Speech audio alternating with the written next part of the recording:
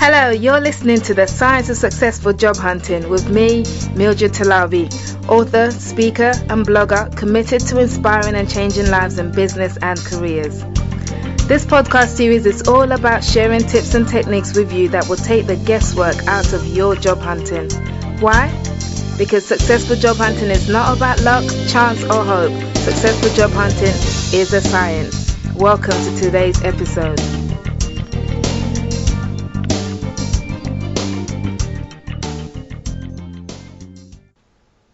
Hello and welcome to today's episode of The Science of Successful Job Hunting. Now my guest on today's show is a business speaker, career coach, outplacement and transition consultant, and probably my favorite of all the titles, a career catalyst. Steve Preston is passionate about supporting professionals, executives and organizations in career transitions, having spent 30 years successfully working in the travel industry for companies including Thomas Cook and British Airways. In 2013, Steve published his first book, Through Redundancy, 6 Steps to Navigate Your Way to a Brighter Future, which has helped many people positively rise above this life-changing state in their career. Now in today's episode of The Science of Successful Job Hunting, Steve and I will be discussing redundancy and what you can do to bounce back after it, or rather, how you can win through your redundancy. So Steve, it's with great pleasure that I welcome you to The Science of Successful Job Hunting. Thank you, Mildred. Very much looking forward to it. Wonderful. But before we get started, first thing, Steve, is what exactly is a career catalyst? I like that title. And how did you end up becoming one of these from your corporate career?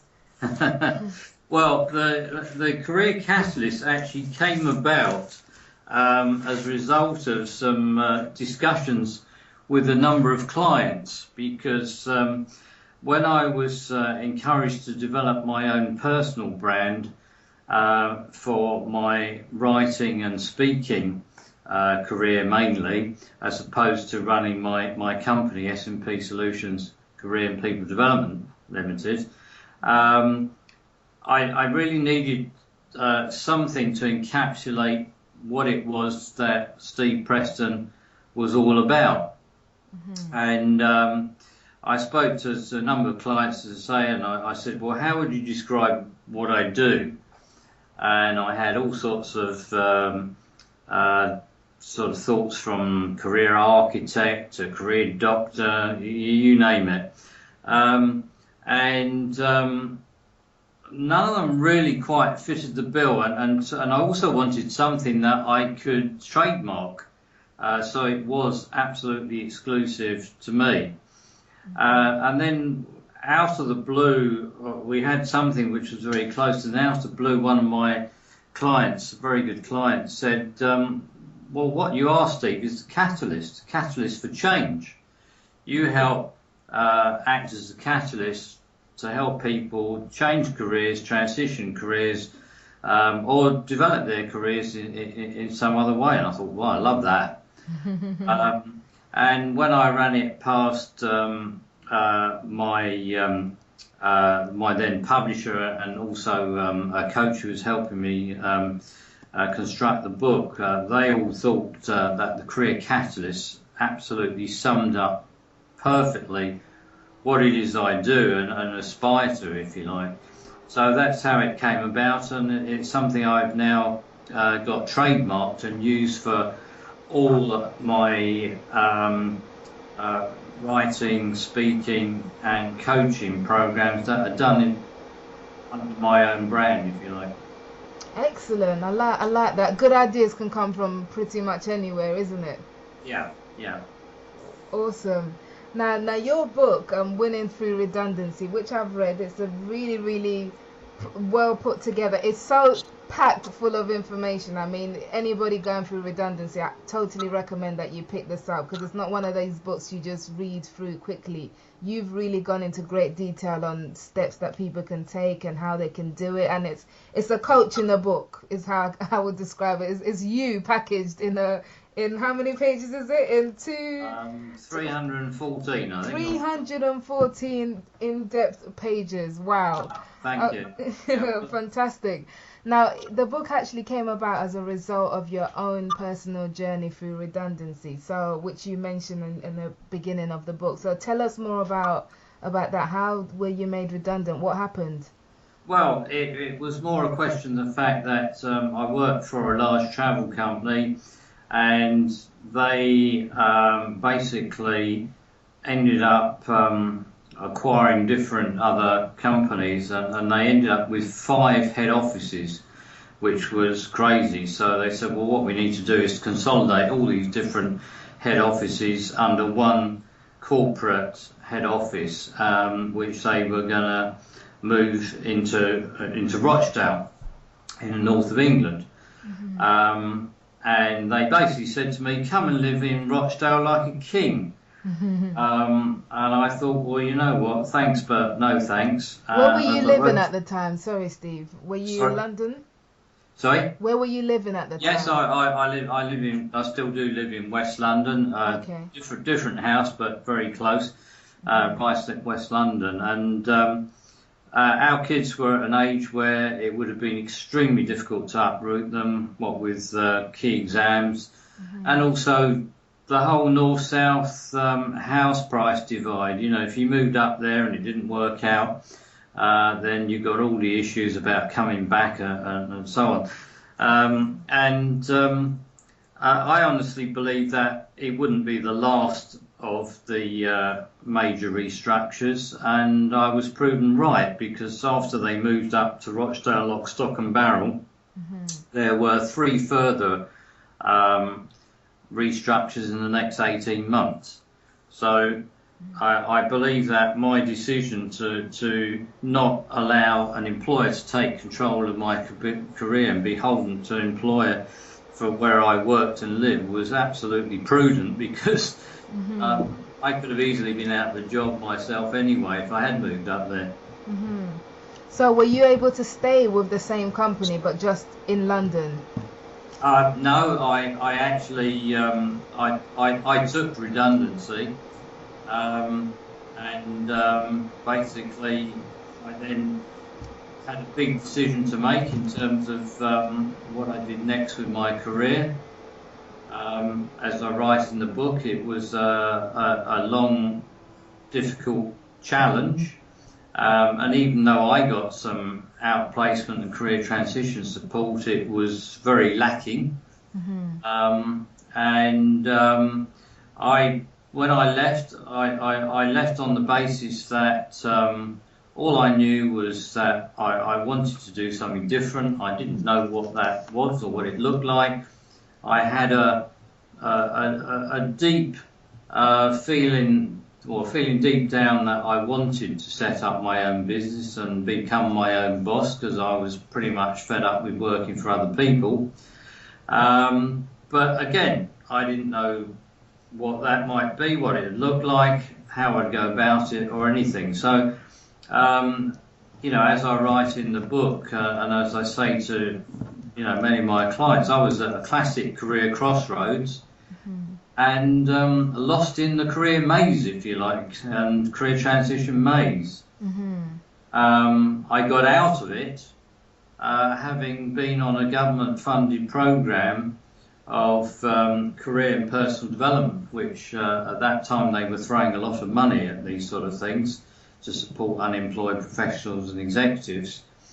And I absolutely loved the program, fully embraced it, and thought, you know what, I could do this. And at the end of the program, I shared my thoughts with the managing director of the consultancy that was running it, saying how much I enjoyed it, but also, being the sort of person I am, I gave some constructive feedback on how I felt they could improve it. That was taken on board, and one thing led to another, and they actually asked me to because I decided at that point, whatever happens, I was going to set up my own business. I still wasn't quite sure what it was going to do, what it was going to look like, but I thought I will start off doing some reward and benefits consultancy, because that's what I did in my last employed role. I was reward and benefits manager in my old company. Not something I chose to do, but it evolved. And anyway, before I knew it, I was running workshops for the consultancy to the next groups who came along on why I chose to set up my own business. And then before I knew it, I'd somehow agreed to help them rewrite the whole career development program. Oh, wow. Yeah, I'm not quite sure how I got conned into that one. And I then became their lead trainer and career coach, and actually mentored other people to do likewise. So, you know, you could say, if you believe in these things, you could say it was meant to be. And it was all part of, you know, my own personal journey, if you like, and voyage of self-discovery. Wow, that's quite a story, isn't it? It's quite inspiring as well, really, in terms of... Yeah, thank you. Well, I mean, what I then did, I then realised that this was the work I was really passionate about, so I gradually wound back the other consultancy work until the career development activities, both for the other consultancy and in my own right with my own company, which I'd already set up then, S&P Solutions. So that then took over and became really my mainstay, and I sort of immersed myself in the whole world of career and personal development ever since, and it's what I love. Excellent, and that comes through, your passion comes through, definitely. I think to take you a step back, because you mentioned in the role just before you took when you took the redundancy, you were given outplacement support. Yeah. And I understand this is one of the things you now do with S&P Solutions, your own business. Yeah. So for those who are not quite familiar with exactly what that is, can you explain a bit more about what it is, and for somebody who's been made redundant, how they can get the most out of such support? Yeah, I mean, good question. Outplacement, I mean, it's a horrible term. I hate it. But outplacement is basically when staff are being laid off by their employer, and if you like, they are being outplaced. And a good employer will then provide outplacement support or career transition support, which is the nicer term, to help people move forward with their careers. And that support covers a range of career development activities, helping people with CVs, helping people with interview skills. In a lot of respects, it can be helping people work through what they actually want to do next. Okay. And that's where we really specialise, because we don't just focus on doing more of the same. We get people to really work through, you know, now that they've got this situation, view redundancy as an opportunity rather than a threat, and just think what you might be able to do instead of what you have done in the past, so that people can really try and fulfil their dreams. Okay, absolutely. I mean, in the book, in the 6 steps that you outline for winning through redundancy, the very first step you mention is the step of letting go and moving forward. I mean, for someone who's been in the same job for maybe a decade or more, it must be a hard thing to do, isn't it? And is there a way to make the process of letting go of that job easier? Yeah, I mean, great question, Mildred. I actually say in some of the seminars I run that it's all very well to say about letting go, but it's not easy. And everyone's got different stuff to let go of. And I'm sure you've worked with clients who've taken many, many months to let go of all sorts of things. And for some people, they become institutionalised, especially if they worked in the public sector, And a lot of the clients I work with are from health service or local authorities, or even if they worked in large corporations, they still can become institutionalised, and they have their whole life has revolved around the organisation. Could be their social life as well, and they have become their job title almost, as some people put it. So to have that stripped away from them, the rug pulled from underneath them, is for some people totally traumatising. So it's really working through with some very specific coaching to help people shift that mindset, so that they can help to put the past behind them and start looking forward instead, and looking at the future as an opportunity rather than a threat. For some people, they can do it very quickly, almost in the flick of a switch. But other people can take months. But until people have let go, and really let go, it's very, very difficult for them to really think about the future in a positive way without being fearful. So that first step, letting go and looking forward, is absolutely integral to people's, not just their future career success, but the way they think about life in general. And can letting go be a case of, like in your situation, making a decision that the employer isn't going to decide your career? So actively thinking, okay, what's best for me in this situation? Should I take a voluntary redundancy? Do I, stay in, let's say you have to relocate somewhere else. Do I make the decision to stay? Is it that kind of thinking that has to go on in your head? Is that it? Well, it does, but also it's letting go of all the emotional roller coaster, if you like, of feelings in terms of being the victim, feeling of failure, maybe shock, despair, anger, frustration, all those sort of emotions. Why me?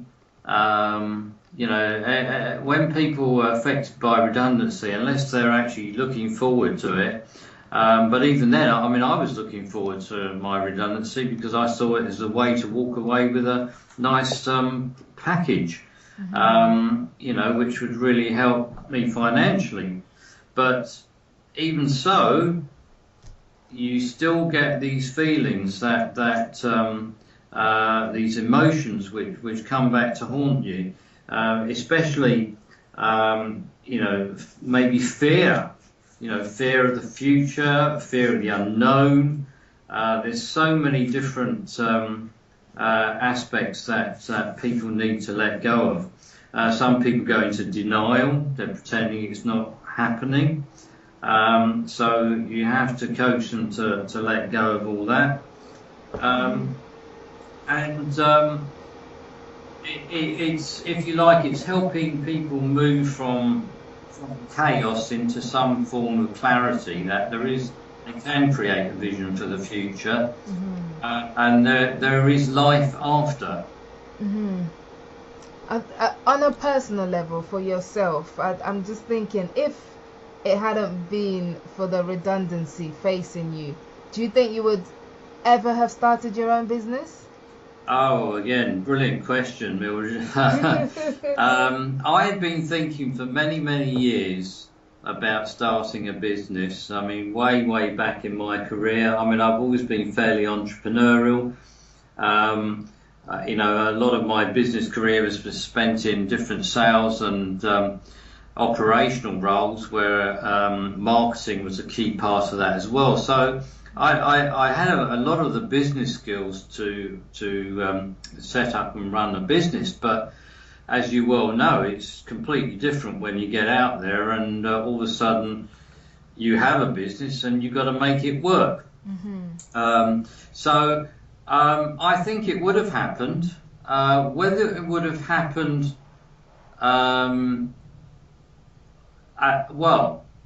it may have happened 5 years later after another job, where maybe, I was being headhunted all over the place and I kept turning down opportunities. But if I'd taken up some of those opportunities, then my business startup would have been delayed, I'm sure, at least a couple of years.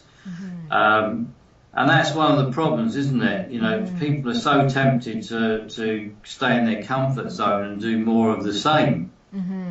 I just felt with that financial cushion, but also with the mindset I was now in, having been on that program of career development, that I've got an opportunity now and I've got to take advantage of this, because I may never get this opportunity again. So I suppose in summary, I don't think it would have happened when it did, but it would have happened at some point in time, because I think frustration would have got me to the point where I really would not have worked for anybody else again ever. Yeah, so I guess redundancy can serve as a life wake-up call in some way. Yes, and I find that with so many of my clients. Until I remember a particular lady I worked with, and she's a case study in the book, and she thought the end of the world had come as we know it. The first session I ran with her, she was in tears for most of it. And then I said to her, well, look, being totally honest, how have you felt about your job, over the last year or so? And then she stopped crying and admitted that actually she was very unhappy and she was looking for a way out and maybe another job. But the difference is, it's very different when you make that decision as opposed to when the employer pulls the rug from underneath you. You feel like you've lost all the control.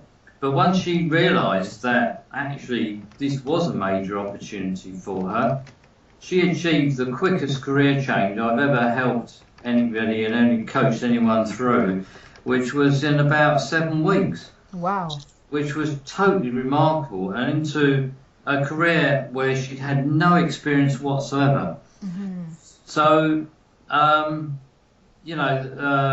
again, once she'd let go, and she really realised that, forget all the bad stuff about why it happened and how it happened, because the redundancy was handled very badly. That's another thing people have to let go of. They get very bitter and twisted about how a redundancy might have been handled. Once she let go of all of that, she could see the wood for the trees, and she was absolutely flying.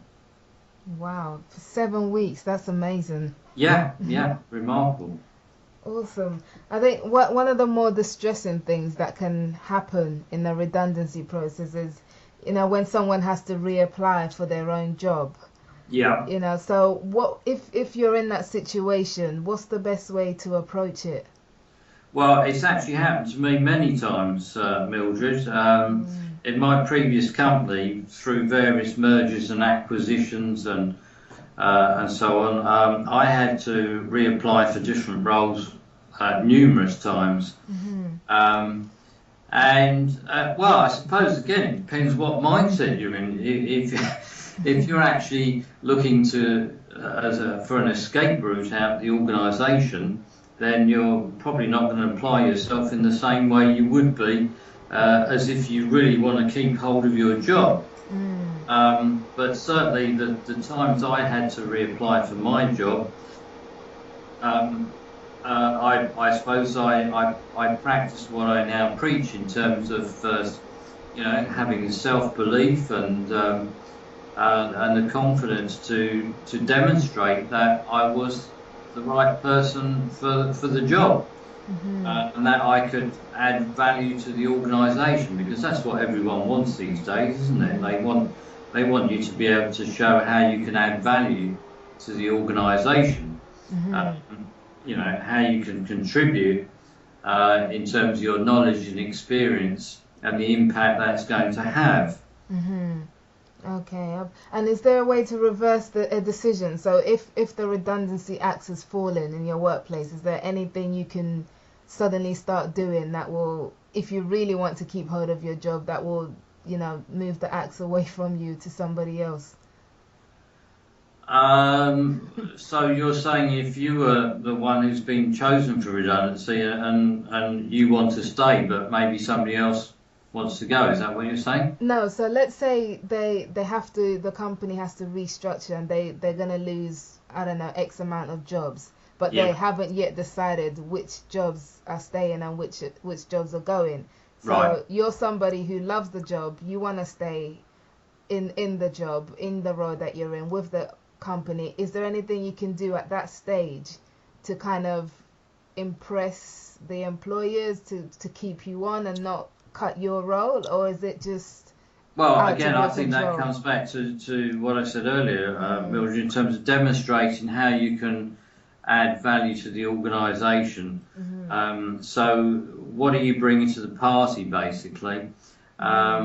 And that's, I mean, it depends who you're working for, whether they're a sales organiser or they're looking at, sales, profit, efficiency or whatever. So how you can help the organisation achieve its strategic goals, if you like, by your own personal performance, and also how you interact with others, because it might be that you're in a management role where you're very influential to other people. I think that's what you've got to demonstrate. You've almost got to make yourself indispensable, haven't you? Yeah, absolutely. And in your book, you caution against diving. So if you have been made redundant, you kind of suggest that you shouldn't dive straight back into the job market. So what's the ideal length of time to take off to reflect before moving forwards, if there's such a thing?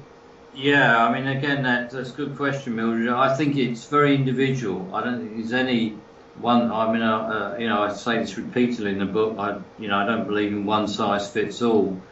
Some people are ready to get back in the saddle pretty quickly, whereas others, again, it's all down to how much letting go people have got to do, and also to an extent, it's going to depend on your financial situation because, for a lot of people, they can't afford to take that break.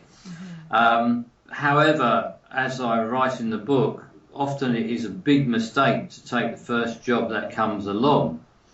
And I'm sure you know this only too well, Mildred. It's remarkable, isn't it, the amount of times when jobs all come together.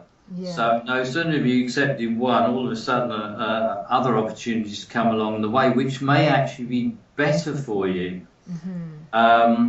And you can, if you're not careful, you can damage your reputation and damage your career if you are seen to be somebody who accepts opportunities and signs on a dotted line and then withdraws your application as a result of getting another job. And I mean, I've seen it recently, not with a client, but with a friend and their daughter. As much as I understood the reason why they did what they did, it could potentially have a long-term damage to their reputation if they're not careful. So, you have to be very careful how you handle some of these situations. It can be very delicate, which is why it helps to have that breathing space, because if you go through this process in the right way, as I highlight in the book, the six-step process, then you will have done your reevaluation. You will have worked out what's important to you in your career and life and why. And you will have also worked out your true marketability in terms of who you are and what you've got to offer, which means you're much better positioned then to really explore opportunities and decide what to do and take positive action to make it happen, which sort of completes the cycle, rather than just jumping at opportunities that come along. And usually it's the people who take that time, take that breathing space, and it could be anything from a few weeks to a few months. Usually they're the ones who benefit much better in the longer term. They tend to make strategic decisions which are going to benefit them longer term. Because you have a clearer head while you're making these decisions. Absolutely. Yeah. Otherwise, you're almost obligated to do more of the same, aren't you? Because you just haven't had enough time to work things through. Yeah, yeah. No, that's true. Very interesting idea. I think there's so much of the steps in the book that I'd love to unpack, but because of time, we can't go through it all. But the last one, well, it's not a step on its own, but one of the things you talk about is the power and value of social media in moving forward. Hmm. So, how can somebody who's been made redundant use social media to their advantage? And what if they've never used it before? They're quite new to it. What's the best way to get started and help it Yeah, well, to? again, great question, Mildred. And interestingly, on holiday, just chatting to somebody casually on a rooftop terrace where we were, it turned out that they'd been given early retirement. Effectively, they'd been made redundant, and they not only didn't they have a clue what to do next, and I could tell they were concerned about it. When I mentioned about the importance of social media in today's job market, and especially LinkedIn, they admitted that they didn't have a LinkedIn profile. They knew of LinkedIn, and they were more mature job seeker, and their kids had told them about the LinkedIn, the power of social media, but they were oblivious to it all. So, unfortunately, it's like most things, you've got to be in it to win it. If you're not on LinkedIn, if you don't have a credible online brand and presence on LinkedIn and a strong and compelling profile, then you won't get found, because that's now, as you know, often the first port of call for recruiters and employers. Yes. And if they can't find you, then you're going to lose out to the competition. So you have to learn this stuff. I mean, I do a lot of training around LinkedIn for job seekers and also for business owners. And, a lot of people are very reluctant. They really don't want to embrace it fully, but they know it's something they have to do, and that's absolutely what it boils down to. The more you understand what LinkedIn can do, how it can work for you, and how it can open up opportunities for you by being visible to recruiters and employers, and also obviously developing your network, so that's also what it's all about. Yeah. Then the better chance of success you will have. And if you're like me, I was very sceptical and reluctant when I first went on LinkedIn many years ago, and I've come to love it, and I've come to realise that out of all social media, if people are worried about social media in general, then just focus on one and focus on LinkedIn, because LinkedIn is the professional version of Facebook. Yeah. It's the one that's going to have the most impact for you in your career. I absolutely agree 100% with you. Yeah, I'm a huge social media fan, and I love LinkedIn as well. So definitely, I'm not sure, is that how we met? Was it via LinkedIn? I think you're absolutely right, yes. So there's a great example, isn't it? Look at that, awesome. No, that's brilliant, Steve. I mean, so much advice that you have about redundancy. I think the final word I want you to give us, one last word of advice for somebody who is listening to this right now and they're facing redundancy at work. What can they do to prepare themselves for what is coming? Well, can I answer that very cheekily?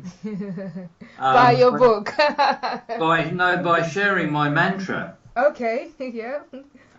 Because this is how I look at it, and the way I try to get people. Yeah, it is a reframe. So I suppose that's the answer. People have to reframe. They have to change their perspective. But my mantra is that you spend more waking hours at work than in any other activity, and life is too short, so why be unhappy? In which case, take the leap of faith and do what you love. And to me, that sums it all up. Why spend your life being a wage slave and doing work you don't enjoy? And I'm sure, Mildred, you know many people like I do who are in that situation, and all they ever do is moan about their job. You have got choice, and when you go through redundancy, you've got an opportunity to really take stock and to take control of your career and become what I call the architect of your own future. Fantastic. I love that. The architect of your own future. That's great. Yeah. No, that is absolutely perfect to end on. Steve, thank you so much for sharing your wisdom on this subject with us. That's been absolutely inspiring. Thank you. My pleasure. Awesome. I know you've got 2 copies of Winning Through Redundancy that you're going to give away to 2 lucky listeners. Is that correct? Yes, I'm happy to do that. I don't know if you've got a challenge for them or some sort of competition, but yes, I'm very happy to do that. Awesome. I would definitely think of a challenge of some sort. All I would ask is for an honest and, of course, brilliant review on Amazon in return. Oh, I'm sure they'll be able to do that. Of course. So, Steve, what are you currently working on at the moment? Well, as you know, I'm working on my next book project, and I also have another book project on the go, but I put that on the back burner for the minute. My next book project is all about portfolio careers, and that's something I'm very passionate about, which I actually highlight in Winning Through Redundancy, because more and more people are now developing portfolio careers where they earn income from more than one strand, and they're developing a portfolio career very much also on a lifestyle basis. The book is probably going to be titled Portfolio Careers Working for Passion, Pleasure and Profit. And it's in that order for a particular reason, which readers will find out when they actually see the book, because that is, I'm co-authoring it with a lady called Gail Gibson, and our view is that that's the way most people think about their portfolio career. It's going to be packed with real life case studies. We've interviewed many people who've got all sorts of fantastic and inspiring and weird and wonderful portfolio careers, doing lots of different things they love, using talents, passions and so on. And that should be, all things being equal, it should be available in the new year. Wow, fantastic. I've also just completed the latest updates on my online career change and transition program, which has now been renamed to Navigate Your Way to a Brighter Future, 6 Steps to Transform Your Career and Life. And it's received such fantastic feedback, and people actually telling me, as much as I loved it, that I was underselling it and understating it in terms of the transformational impact it can have on people. So I've added some extra audio and video clips, and it's a very, very inspirational and impactful online program. And readers of my book get an unbelievably special reader discount on it, which I think I must have been insane when I agreed to do. Gosh, yeah, that's good. I've seen some good offers on your Winning Through Redundancy book as well. So yes, you're quite generous on that side. But I will put all the links to this in the show notes for once this episode is live, as well as links to where people can find you. Are you on Twitter, LinkedIn, website? Yes, I'm on all of those. It's probably best to give my Career Catalyst website, Steve Preston of careercatalyst.com, because that's about what I do personally rather than my company, but obviously you're welcome to share all the other links as well. Okay, excellent. That's great. Steve, thank you so much for coming on the show. It's been such a pleasure having you. Thank you very much, Mildred. Brilliant, thank you. And thank you for tuning in today. If you've enjoyed this episode, please subscribe on iTunes and please take some time to rate it so more people can get to listen to it and enjoy fulfilling work lives, which is what we're all about. Until next show, take care. You've been listening to the Science of Successful Job Hunting podcast series with me, Mildred Talabi. Now, if you're a mid to senior level professional looking for a change in your job or career, get in touch with me at www.cvmakeoverexpert.com for help with your CV, LinkedIn profile, and much more. That's www.cvmakeoverexpert.com. Until next time, take care and happy job hunting.